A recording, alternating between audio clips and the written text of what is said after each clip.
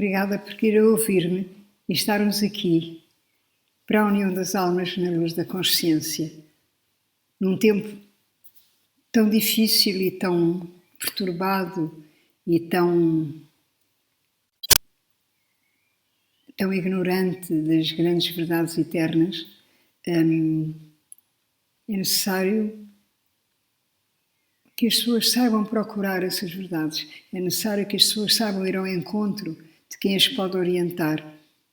Um dia cheguei à conclusão que a palavra orientar era virar para o Oriente, porque no Oriente é que veio já o germen de todas as grandes tradições sagradas, que sempre orientaram os homens segundo a frequência, digamos, da sua vibração, da cultura da época e da capacidade que essas culturas tinham de apreender essa informação, que obviamente foi sempre ensinada por via telepática, que é a forma como os grandes mestres noutra dimensão se comunicam connosco.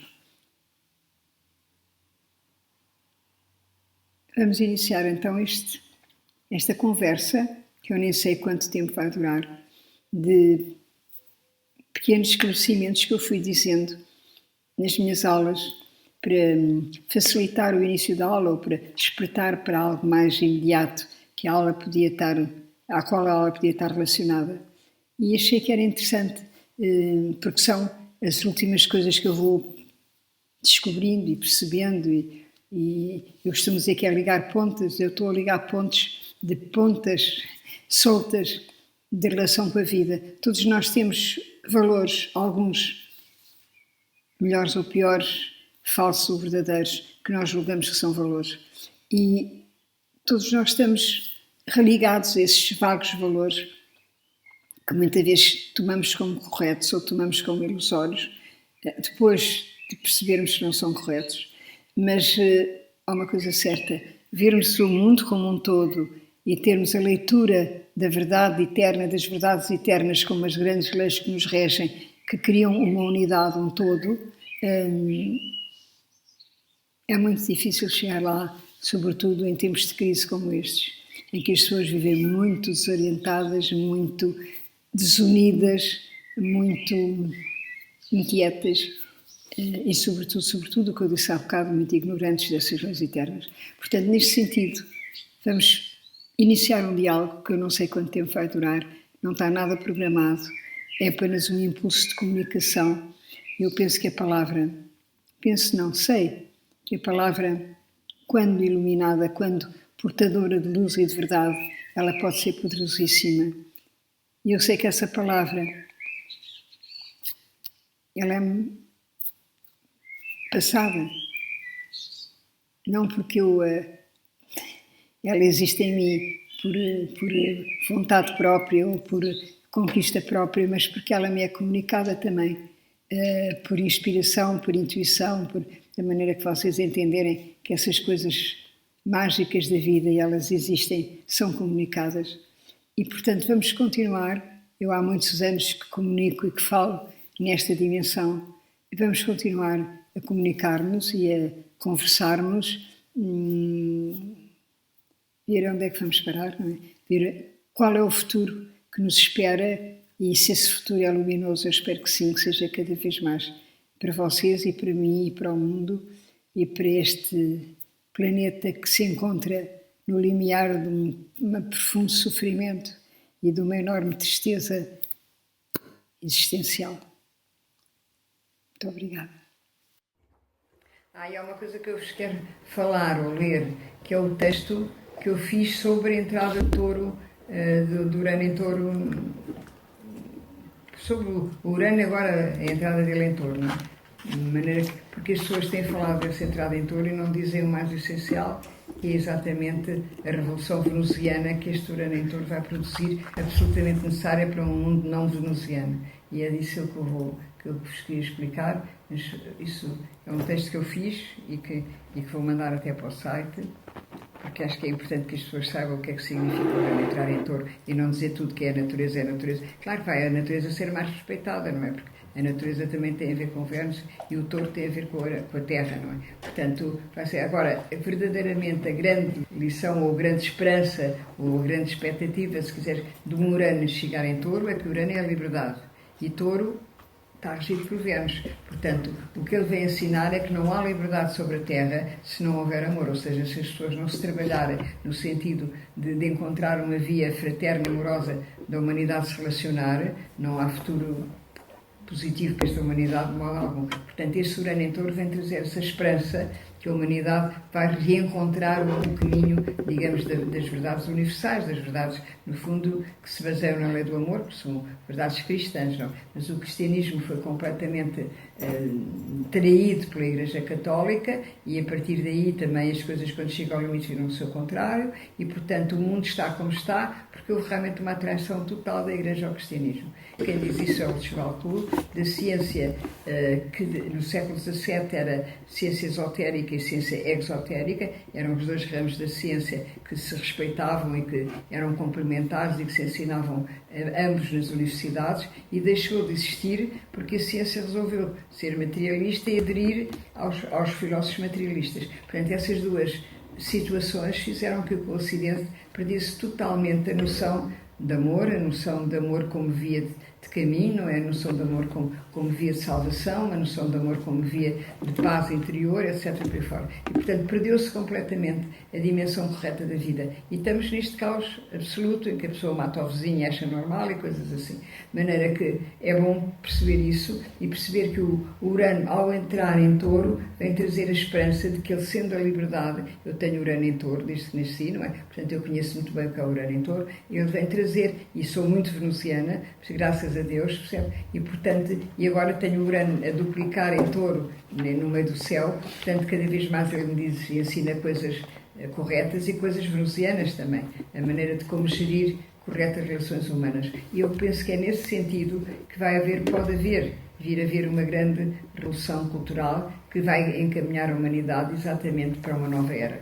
Não é? A partir de 2020, a partir da altura em que o Plutão vai fazer duas grandes conjunções com Saturno e com Júpiter, que são planetas que têm a ver com os valores sociais, não é? Portanto, e o Plutão vai fazer conjunção, o que significa que é o fim de uma cultura e de valores de uma cultura que acaba ali naquele sítio. Portanto, esta cultura materialista, capitalista, desumana, o que quiserem chamar, para mim ela acaba exatamente no fim do ano 2000.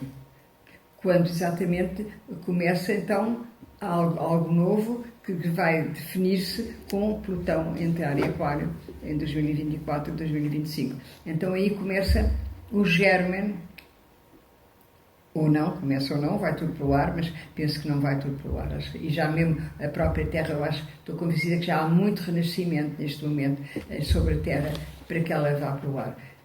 Mas vá para o ar no sentido que haja um cataclismo total, planetário e civilizacional, e que estivemos à beira dele. Eu acho que estivemos à beira dele aqui há muito pouco tempo. A partir de agora, penso que já há um renascer de espiritualidade profunda, e eu noto isso porque eu tenho 3 páginas na net, não é? E eu vejo muito o YouTube, e eu vejo muito o que se passa no YouTube, sobretudo por causa dos quânticos, e é incrível como neste último ano, as coisas esotéricas que aparecem ali são absolutamente extraordinárias. O que é a pineal e o que é... Quer dizer, quem quiser saber do esoterismo, vai à net e tem lá todas as informações possíveis dos centros de astrologia, centro disto e centro daquilo. É tudo muito misturado, tem as luzes e as trevas completamente misturadas. Quem quer a luz e quem percebe que lá está a luz, pode ir à net buscar muita informação, como eu vou buscar, e nessa informação corretíssima. Ora, isso é um sinal de que realmente uma estrutura material que foi criada para a matéria, não é? Portanto, digamos, a internet nasceu no século XX e os quânticos dizem que tudo que nasce da matéria, tudo que é materialista, tudo que nasce da mente materialista é matéria, ou seja, os materialistas só criam matéria E eu disse isso várias vezes, já disse aqui várias vezes, mas repito, portanto, vocês olhem para o século XX e criaram os aviões, e criaram os automóveis, e criaram a internet, mas numa onda material de fazer dinheiro, percebe? Só que a matéria, esqueceram-se, é suporte vibratório de algo mais que a matéria. O Etienne Guillet, que é um grande gênio, ele ainda é vivo, espero eu ainda, que esteja, pelo menos há pouco tempo era, o Etienne Guillet definiu os vários, digamos, definiu uma dimensão, uma visão cósmica, digamos, do universo a partir do pêndulo, e então ele diz que o universo é organizado em suportes materiais e energias materiais, ou seja, o suporte material é mais denso o suporte é mais denso e que sempre que há uma relação numa dimensão bipolar, há sempre um suporte denso que vai receber uma energia mais leve, uma energia do céu que não é material. E isso é verdade quando a vida entrou na matéria. Ao entrar na matéria, a matéria passou a ser o suporte vibratório da energia espiritual. Não é? E, portanto, e por isso é que o mundo é bipolar, e por isso é que nós temos corpo, que é matéria, e temos mente, e temos energia emocional, e temos alma, na dimensão que não é material. E isso cria, de facto, a verdadeira bipolaridade do mundo. Agora, pessoas que não acreditam nisso, que não têm a noção que a matéria é apenas o suporte material, elas unem-se à matéria como se ela fosse a resposta para a vida, e aí espalham-se completamente. Porquê? Porque ficam reduzidos à terceira dimensão, e a terceira dimensão tem uma forma de pensar, que é Mercúrio, sequencial. 1, 2, 3, 4, 5, 2 e 2 são 4. Portanto, é a razão. E a razão não é intuitiva. E a razão é mercuriana. E a razão não tem a ver com o hemisfério direito, que é o hemisfério criativo. E a razão não cria coisa nenhuma a não ser matéria. Eu fiz um texto que vou também publicar, que acho que é um texto que fazia falta nesta altura, porque com a história dos quânticos eu estou a ligar muitas pontes, porque eles estão a descobrir, sobretudo o Joe Dispenza, coisas absolutamente incríveis. Estão a descobrir, não, estão a trazer para a verdade científica, estão a provar cientificamente coisas que foram ditas por todas as grandes tradições espirituais. Eu no outro dia descobri que esta coisa dos hemisférios, eu escrevi um texto, porque tenho o meu neto que tem Urano oposto a Mercúrio, eu falei com ele e percebi o que era o conflito do hemisfério dentro dele. Ele é super criativo, super intuitivo, e depois não consegue encaixar-se nos estudos que nós agora são super racionais, super pesados, quer dizer, não criativos, e para uma pessoa muito criativa ela não aguenta.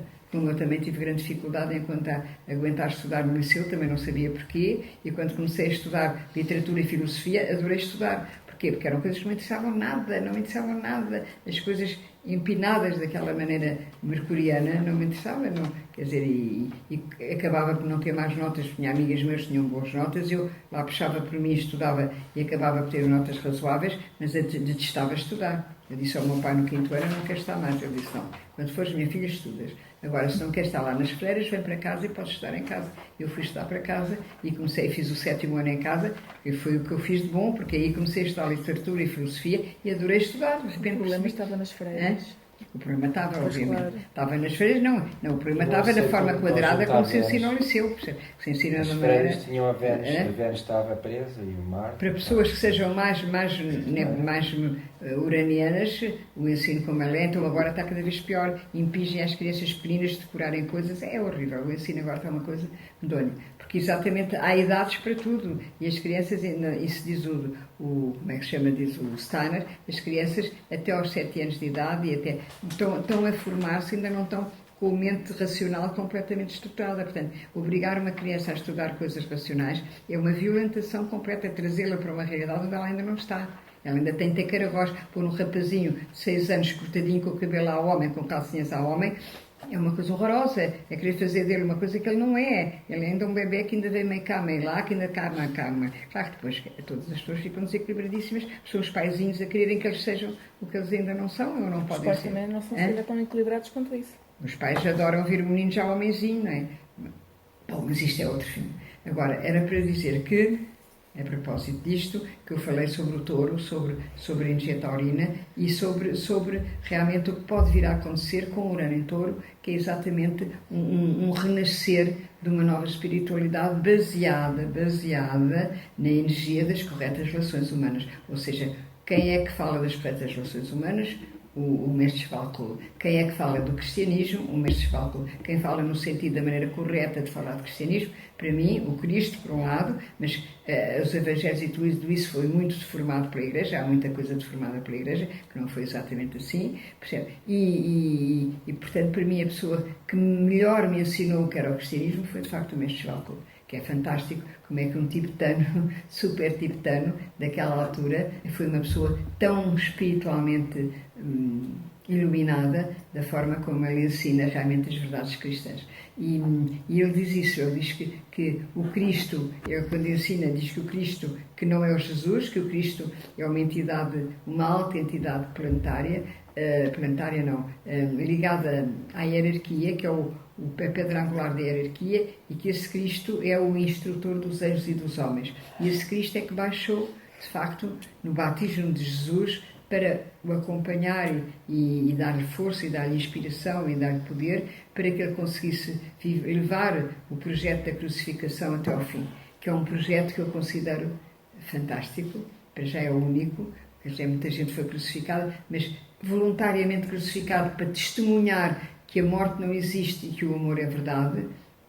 Ninguém fez isso antes, nem ninguém fez isso depois. As pessoas mataram-se pelas ideias mais extraordinárias, mas nunca foi por isto. Portanto, foi qualquer coisa, quando eu tinha o Neptuno a fazer bons aspectos ao meu Neptuno e aos meus planetas, eu percebi que o cristianismo tinha absolutamente de ter existido, ou seja, a crucificação do Cristo era uma realidade que tinha que ter acontecido para a humanidade se salvar. Porque não havia Vênus no planeta Terra, não havia mesmo. E quando eles, Cristo e Jesus, expiraram pela última vez, aquele véu do templo que diz o Evangelho, e penso que isso ainda é uma verdade que eles guardaram do Evangelho, que se rasgou o véu do templo. Eu andei imenso tempo a pensar o que é isto do véu do templo e cheguei à conclusão, e o Trigueirinho depois deu-me aval nessa conclusão, que me deu uma alegria enorme, é que o véu do templo foi religarem a presença de Vênus, do Sol e de Sírios à Terra. Ou seja, até à morte de Jesus Cristo, a Terra estava desconectada do amor ao próximo, da energia do amor, do outro como irmão, do outro como fraterno. Não havia. E se vocês pensarem nos budistas, eles não são venusianos.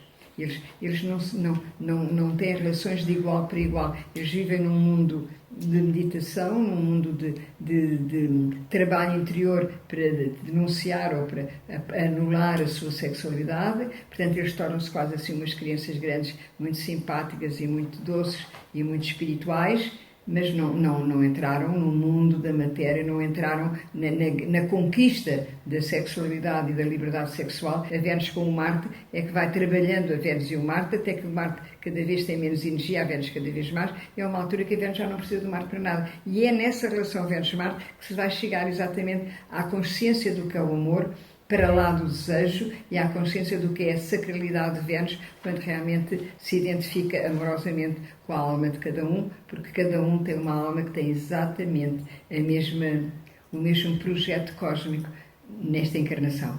Agora, o que não tem projeto cósmico, o que tem é um projeto cósmico personalizado. O que é que isso quer dizer? As pessoas nascem e vivem de acordo com o que até ali elas conquistaram de vida para vida. Portanto, uma pessoa pode ter um tema muito evoluído, porque ela foi capaz de conquistar isso através das suas várias vidas, e uma pessoa pode ter ainda um tema muito básico, porque ela não conquistou nada. Isso é o livre-arbítrio. Porque realmente a única coisa onde a astrologia não interfere é no livre-arbítrio. Quer dizer, a pessoa cria o programa, cria o projeto é dela. A astrologia organiza o projeto de maneira que ele esteja totalmente síncrono com a ordem do universo. Portanto, essa sincronicidade é do cosmos. E, portanto, cria os timings cíclicos do projeto. E depois dá a liberdade. Ou seja, a pessoa aceita ou não o projeto se ela quiser. Portanto, onde ela é livre e onde ela se espalha, é quando ela não quer aceitar o projeto. Quando ela prefere a insegurança de um Saturno medroso do que a liberdade de um Urano que arrisca. Aí entre Saturno e Urano é que está verdadeiramente a escolha da liberdade ou não é? Portanto, porque o Urano passa ao comboio, diz liberdade, não tem que ter medo. Quer dizer, a liberdade é exatamente a consciência da ordem divina. A liberdade, eu identifico muito o Urano com a via do Espírito Santo sobre a Terra, com a terceira dimensão de Deus sobre a Terra, que é o Espírito Santo. E Urano, que é o terceiro raio, não é? Urei, e o terceiro raio chama-se, em termos esotéricos, como é que é? Inteligência ativa e amor manifestado. O que é que isto quer dizer? É o raio da humanidade. A humanidade tem que aprender de uma forma inteligente a encontrar a via do amor, que é o que o esoterismo ensina, que é o que nós estamos todos aqui a aprender, que é o que a astrologia também ensina. Então a astrologia ensina que quando Urano, que é o planeta da liberdade e que é a mente divina que sustém toda a evolução do universo, é a mente elétrica, não é? E a mente é elétrica. Os taoístas não diziam que a mente era elétrica porque não sabia eletricidade, mas diziam que a mente era yang, ou seja, o yang é o máximo da potência. Portanto, a mente é elétrica e a Terra é magnética, e a Terra recebe. Portanto, o yin e yang estão totalmente definidos, entre a Terra e o céu, estão totalmente definidos naquilo que é o símbolo mais antigo da humanidade, que é a roda do Tai Chi, em que a energia baixa do céu à Terra, através de vários níveis de caminho, se pode dizer assim, e quando chega à Terra, se vocês se lembrarem da roda do Tai Chi que eu vos ensinei, a Terra são 3 traços abertos. 3 traços abertos é o máximo do Yin, é o máximo da receptividade. Ora, esses traços abertos correspondem àquilo que 2020 anos não, muito mais, porque estes taoístas diziam isto há 12.000 anos antes de Cristo, portanto, muito mais do que 2.000 anos. Então, o que eles diziam, o que diz o Dispensa, é que para nós conseguirmos estar totalmente receptivos à energia do céu, nós temos que nos tornar uma força totalmente magnética. E uma força totalmente magnética é um yin absoluto. E o yin absoluto é quando sobre a Terra nós aceitamos não ter nenhum desejo. Ou seja, aceitamos que o desejo é instintivo, que o desejo vem da Terra e que enquanto a minha lua carente se agarrar a um desejo, ela está prisioneira da Terra e não vai entrar na frequência vibratória capaz de encontrar a dimensão, o seu yang do céu, o seu yang elétrico que vem ter com ela. Percebe? Olha, isto é genial, ter percebido isto, porque isto é a cereja no bolo de todas as polaridades. Quer dizer, ele percebeu como é que se chega à verdadeira polaridade, como é que se chega ao yang da Terra, ao yin da Terra. E o yin da Terra é aceitar não desejar, aceitar aquela frase, olha, a frase do meu Pai Nosso é: Deus Pai que estás em mim, que a tua vontade seja a minha vontade. Quando nós percebemos que todas as coisas que nós não desejamos, e não desejamos por medo, porque se não desejamos é por medo, porque as coisas que vêm ter connosco são rigorosamente aquelas que até geometricamente, porque o universo é cada vez mais geométrico, vêm, como é que se diz, vêm encarnar em nós, se assim se pode dizer, deve haver uma palavra para isso, mas eu não estou a ver qual é, elas vêm ter connosco essas coisas negativas que para exatamente libertar o karma negativo que nós trazemos, ou seja, nós fizemos uma coisa negativa e a lei do karma é essa, toda a ação mental, quer dizer, em atos, palavras, o que for, que a gente atira para o céu uma determinada frequência, vai receber exatamente a frequência que atiramos para o céu de volta. Porquê? Porque é de Rodhart, o universo é redondo, o universo não tem linhas retas. Portanto, quando se chega ao limite, vira-se no seu contrário. Portanto, se eu mando uma mentira para o céu, a vida vai-me dizer alguém, eu minto a alguém, vai-me dar alguém que me mente exatamente na mesma frequência de onda. Isso eu não tenho dúvida nenhuma. Isso é o retorno kármico do que nós fizemos. E isso são as coisas que nós vamos receber como quando estamos ignorantes e materialistas, como aquilo que indigna os magnetistas, eu não mereço isto, ou eu não mereço, ou eu não deveria, agora estou tão bem, tenho um desastre automóvel, eu não mereço. Nós não podemos dizer isso. Se a gente tem um desastre automóvel exatamente quando está nos pincas do sucesso, é porque aquele desastre faz falta para a gente se libertar de algo negativo que corresponde àquele pinker de sucesso, algo egocêntrico, algo não amoroso, algo não sei o quê. Agora, se a gente aceitar, que foi o que a Rina Sarabás, e que precisava de ir para se libertar de um medo, que quando se diz sim já não se tem, porque a gente ao dizer sim a gente liberta o medo, a gente sobe um patamar de liberdade na nossa evolução. Um patamar no sentido de sair de um passado que nos prende para um presente que nos liberta. E isto é a forma como o karma é vivido, ou deveria ser vivido, através da vida, todos os anos da vida, não é? Em toda a altura. Eu tive esta experiência a semana passada, quando eu fui fazer este exame, e o ano passado tinha feito ao outro olho, e o médico tinha-me recomendado que eu tinha que estar pelo menos deitada, muito sossegadinha, não olhar para grande coisa. No primeiro dia tenho o olho tapado, no segundo dia não sei o quê. Eu estava-me a preparar para aquelas tranquilidades. E o meu filho diz-me: temos que ir ao Alentejo assinar um papel urgente que é preciso assinar amanhã. E levou-me dali direitinha de automóvel a fazer uma viagem de 200 km para cá e outra para cá. E eu pensei, bom, se fosse aqui há uns anos, eu tinha-me defendido. Eu tinha tido medo. E tinha dito: mas espera aí, eu posso ficar mal do olho, posso nunca mais ver, posso ficar seca, posso ficar... E eu disse: não. Se o céu me está a fazer este teste, não me vai fazer mal. Ele está a testar, é o meu medo, é o meu não medo. Se eu neste momento já ofereci o volante ao Espírito Santo, ou seja, o céu é que diz o que é que eu tenho que fazer, então eu vou. E se eu for, não vai acontecer nada de mal, porque eu estou a dizer que sim, é um medo que eu diria que não, pai, há 2 ou 3 anos atrás. Portanto, eu disse: pronto, vou, seja o que Deus quiser. Porque tudo o que é subir na escala da espiritualidade é realmente libertar na escala do medo, não é? Portanto, como dizem os quânticos, e bem, na origem de toda a experiência, ou há medo ou há amor. E, portanto, se a gente quer ir para a dimensão do amor, que é o Dharma, que é quando eu chegar lá, ter o coração aberto ao mundo e dar o que eu sou capaz aos outros, sem já medos cá. O que é o Dharma? Eu já ter resolvido os meus medos, no fundo. Se eu for lúcida e se eu estiver atenta sempre ao que eu estou a resolver e não resolver, eu não me engano nunca. Eu sei exatamente onde é que eu tenho medo, eu sei exatamente o que são os pequenos graus de câncer que eu ainda tenho em mim, cancerianos e imaturos, e pronto, sei perfeitamente. E sei talvez qual é o dia em que eu vou deixar de os ter, porque tenho a cabeça de dragão ali a dizer que aquilo tem que ir ao ar. Ora, quando a gente se conhece e conhece o tema, as coisas são muito fáceis. Portanto, vocês estão num caminho de grande liberdade, porque é exatamente o caminho em que podem denunciar a razão de ser tudo o que vos acontece. E se aprenderem a dizer sim, ora, as coisas são muito mais rápidas. Ora, se perceberem que o Urano está em Touro, exatamente para estimular essa consciência amorosa nas pessoas, e agora reparem o que são as sincronicidades. Eu vim ensinar para aqui, há 2 anos, com a Lua Nova.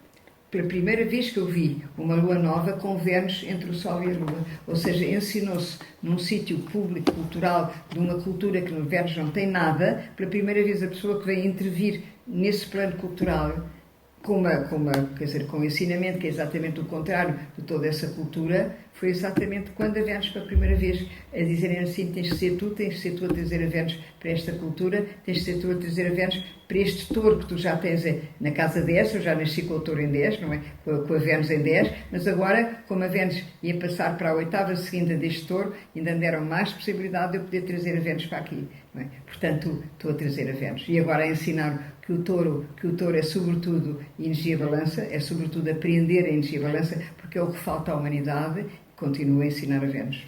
E na altura certa, porque eu tiveram que esperar para eu ter a idade que tenho, até para eu ter a maturidade que tenho, e para poder ensinar o que eu não ensinaria há 10 anos atrás. Eu ensinaria de outra maneira, mas não ensinaria ainda assim. Ainda havia muita coisa em mim que contestava, porque o Sagitário é muito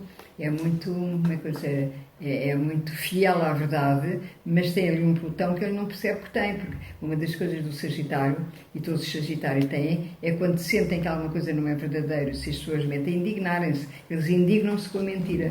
E como eles acham que têm razão porque estão na verdade, eles acham de indignação que é certo. Eu, quando me indigno com a mentira, passei a vida a indignar-me com as mentiras, com as pessoas que mentem, com as coisas que mentem. Percebe? E não percebi, levei muito tempo a perceber, e foi a astrologia que me ensinou, que era o meu Plutãozinho, ainda não era o Regis de Pedro em Sagitário, porque a alma não julga. A alma não julga.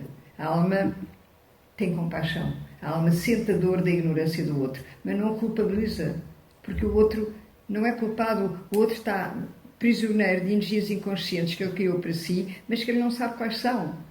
Não é, você tem que fazer bem. Tem que fazer bem o quê? Coitado, se ele só sabe fazer mal.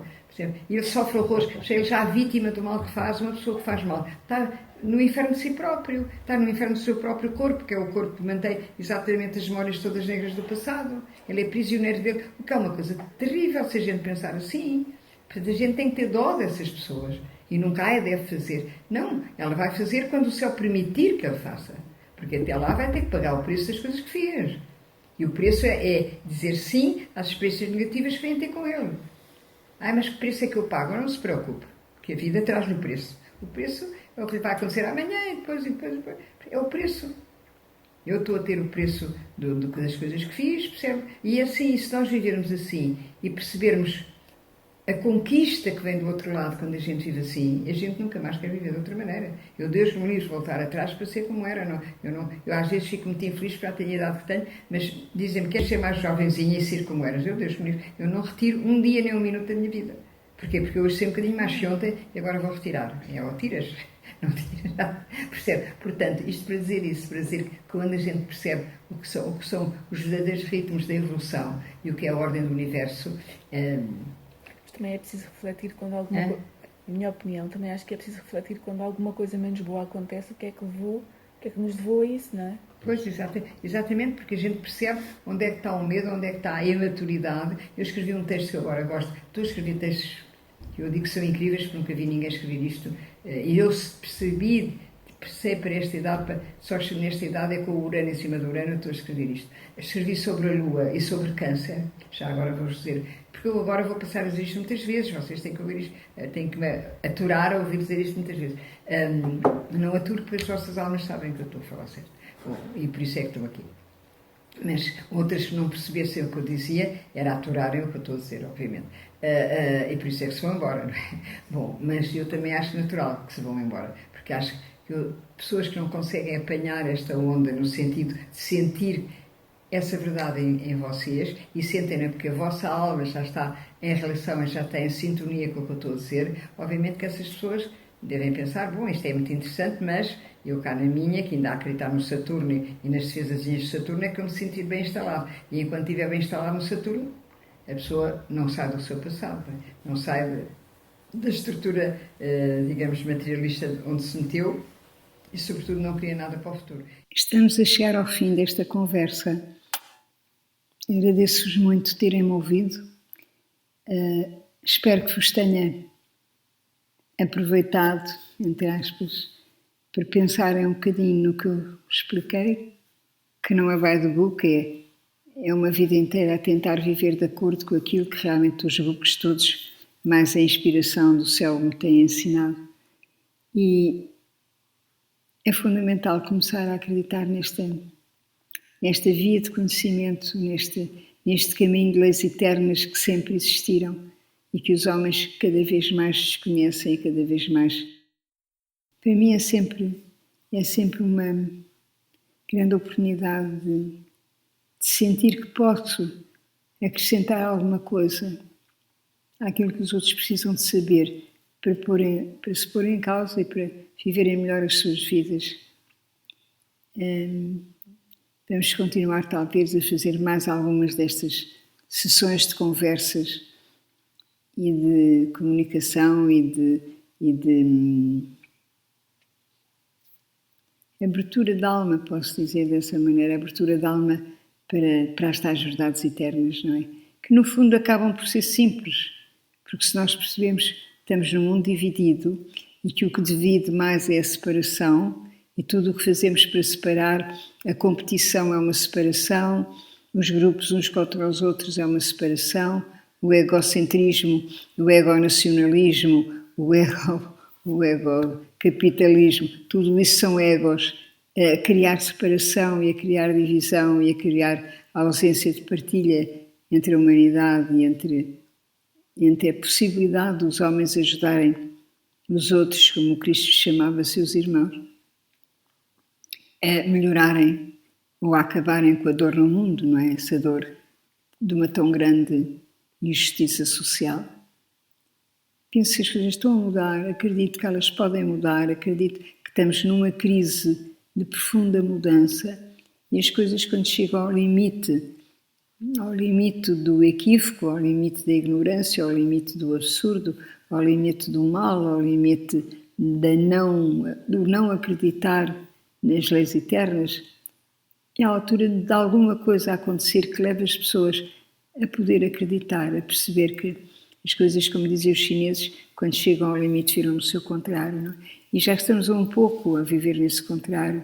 Já temos até testemunhos de mudanças profundas de experiência de vida até, não é?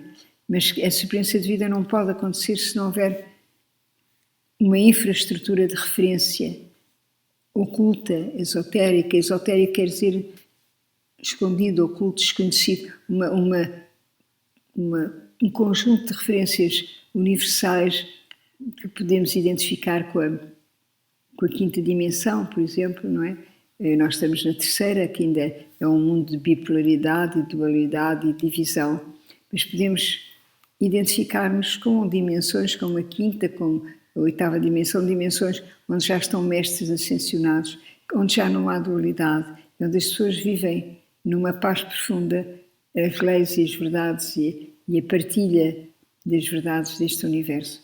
Portanto, é-nos pedido, como seres nascidos neste planeta, que sigamos essas leis, que sigamos esse caminho, que sigamos essa grande aventura que é o nosso autoconhecimento e a nossa evolução. Portanto, aqui vos ficam estes apontamentozinhos que eu posso chamar psíquicos da minha própria vida, em que acredito profundamente e que fizeram de mim um ser muito mais feliz e tranquilo e pacífico. Sempre pacífica, sempre fui, mas era bastante insatisfeita e intranquila. E hoje não sou, porque é uma alegria poder sentir que há pessoas que me ouvem e que me agradecem. O agradecimento, a gratidão, li no outro dia e achei tão bonito, é uma das formas mais perfeitas do amor, é uma das formas mais puras de amar a Deus, de amar os outros, é o agradecer, é o estar grato, é o agradecer com o coração, no fundo.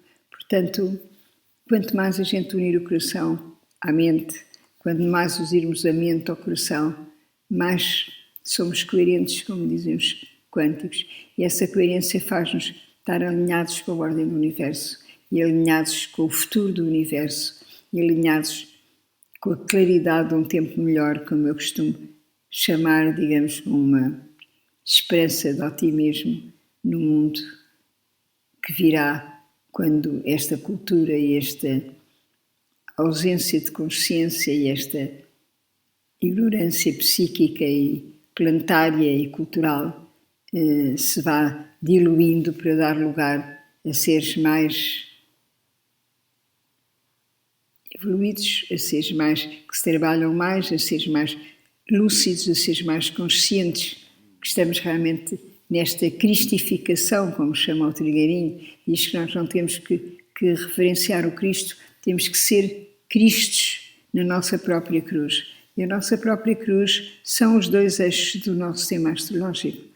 O eixo vertical, que é a nossa dimensão interior, de onde vivemos, de onde viemos, para onde é que vamos, e é o eixo horizontal, que é onde é que estamos e o que é que temos que estar aqui a fazer. Essas duas cruzes, elas crucificam-nos nesta encarnação, neste ciclo de vida que escolhemos e que o céu escolheu também para nós. E oxalá que ele se passe o melhor possível para cada um de vocês que me esteve aqui a ouvir. Muito obrigada.